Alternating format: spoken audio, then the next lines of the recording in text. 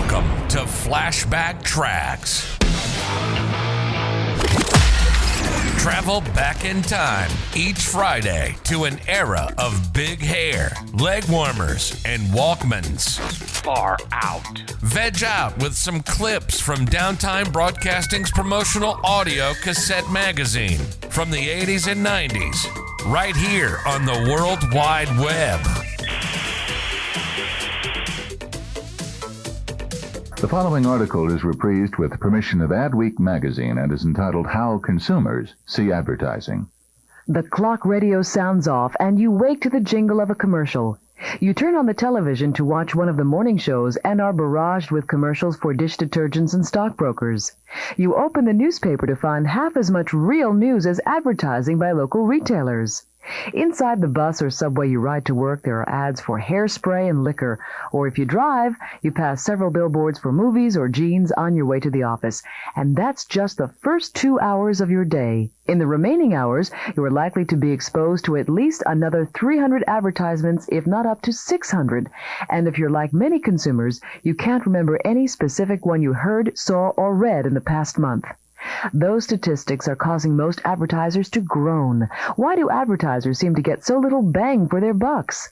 One simple explanation for the collectively poor consumer memory is volume. Everyone is exposed to the same information over and over again through too many ads for too many brands that are all substantially alike. That makes advertising more like white noise that can be tuned out, a huge hurdle for advertisers looking to grab attention. It's a problem currently under study by some members of the academic community. In a recent study of the consumer memory for advertising, Raymond Burke, an assistant professor of marketing at the Wharton School, has found that consumers are more likely to forget advertising if they're not in the market for the particular brand or product. If you're trying to communicate with people who are actively interested in your product, you really don't have to try as hard, says Burke. In 3 different experiments involving computerized print advertising displays to a target audience, Burke found people were more likely to distinctly remember ads that weren't wedged between pages of competitors' ads for similar brands and products, a finding that spells some clear advice for media planners. If you're Honda, it's not a good idea to advertise directly next to Datsun or Toyota, says Burke. And even if you're Honda, you shouldn't be clumping ads for similar models together. It interferes with how well consumers will remember your individual products, unless that person is actually shopping for a car. Then he's likely to remember more. Ad repetition, he found, had a positive effect on recall only where there was little or no advertising for similar brands. And this suggests there's an initial threshold in consumer response to advertising in media environments characterized by high levels of advertising, he says.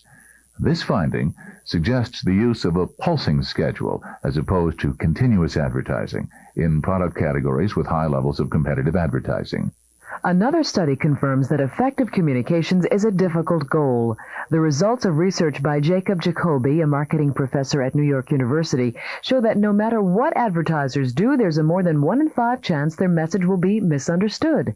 It's a natural error rate of one-way communication, since the reader can't directly query the sender, says Jacoby, who recently published the results of the study he conducted with Wayne Hoyer in the book The Comprehension and Miscomprehension of Print Communications. While Jacoby's study was limited to print, he studied comprehension of both editorial and ad copy in magazines and tested it out on 1,350 respondents.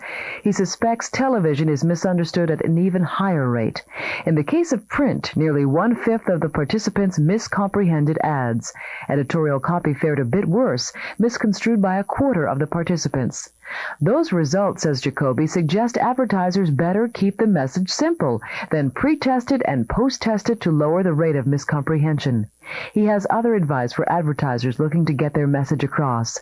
Begin sentences with familiar information and place new information at the end.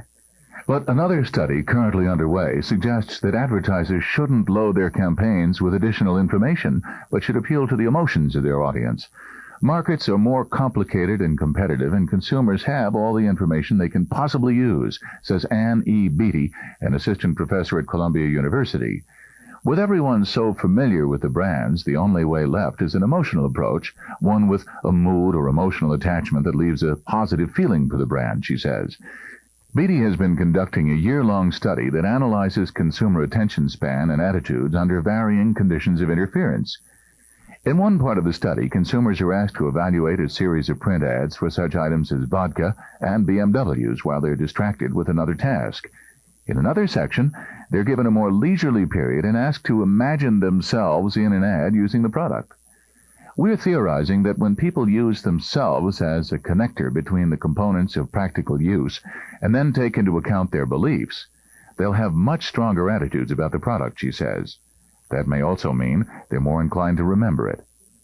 While the study is not yet completed, Beatty does have some findings.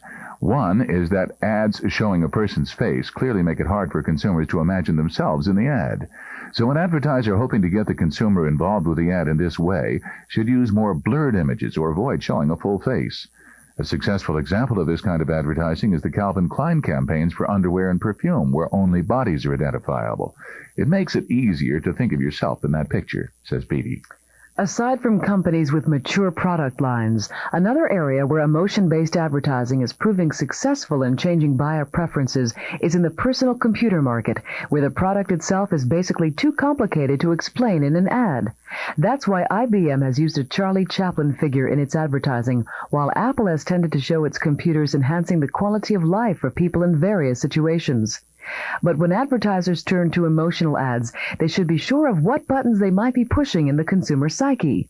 An ad can make you feel two ways, but you usually only judge it one way, explains Marion Burke, an associate professor of marketing at Duke University's Fuqua School of Business. Her observation is based on the results of a study she conducted with Julie Edel, also of Duke, on the role of feelings in understanding advertising effects. The results of their research, which involve the reactions of a group of consumers to TV commercials, will be published next year.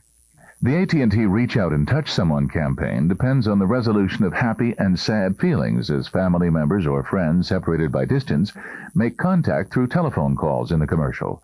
While a consumer may identify and even sympathize with the situation, he actually forms either a positive or negative judgment about the commercial that has nothing to do with the emotions tapped, Edel and Burke found through one part of their research. You either like the ad or you don't, says Burke, and that may spell good or bad news about whether a consumer remembers the ad or the brand.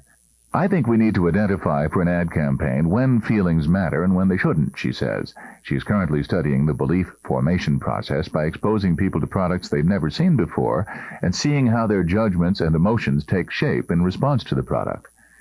How do the practitioners of advertising respond to such research?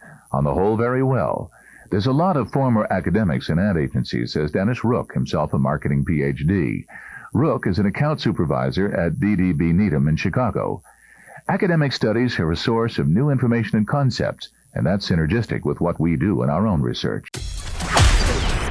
Travel back in time with us next Friday as we share more clips from the 80s and 90s on another rad episode of Flashback Tracks, exclusively on Promo Corner. Time to bounce.